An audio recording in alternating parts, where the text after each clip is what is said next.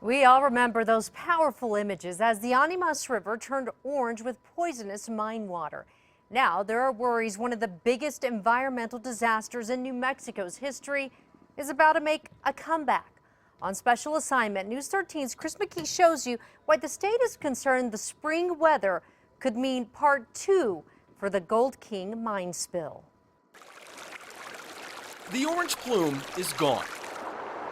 Water's clear on the Animas and San Juan rivers, now 6 months after an EPA blunder at the abandoned Gold King mine. This is not good. Sent more than 400 tons of toxic mine waste flowing through Durango and down into New Mexico.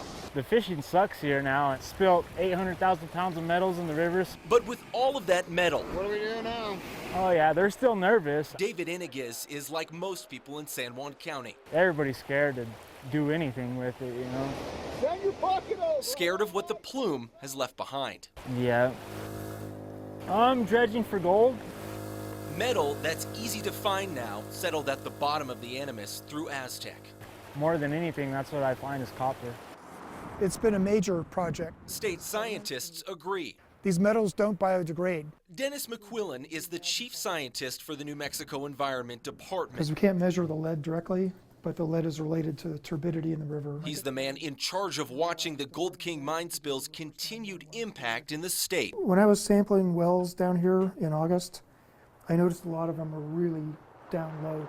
His biggest concern is the poisonous, invisible metal like lead, cadmium, and arsenic that's still in the river.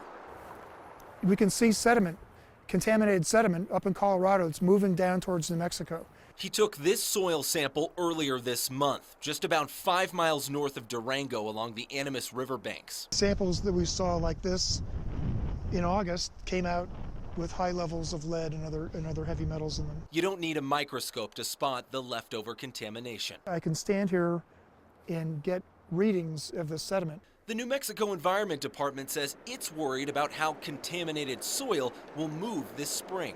When the winter snowpack melts, all of the water in the Animas and San Juan rivers will run higher and faster. The state thinks that water flow will churn up all of those heavy metals that have been sitting in the riverbed from the Gold King mine spill, making the water dangerous to use. The EPA's own data shows it's already happening. During major storm events last August and September, measurable amounts of lead and heavy metals spiked in the Animas, well beyond what the EPA considers safe for drinking water. Both Farmington and Aztec get their city water from the Animas and San Juan rivers. The city of Farmington has got this programmed. When it goes over 200, the intakes to the water system automatically shut off. While the cities can shut off their water intake during storms, thousands of private wells and miles of irrigation ditches for crops and livestock could be flooded this spring with what the state expects will be contaminated river water.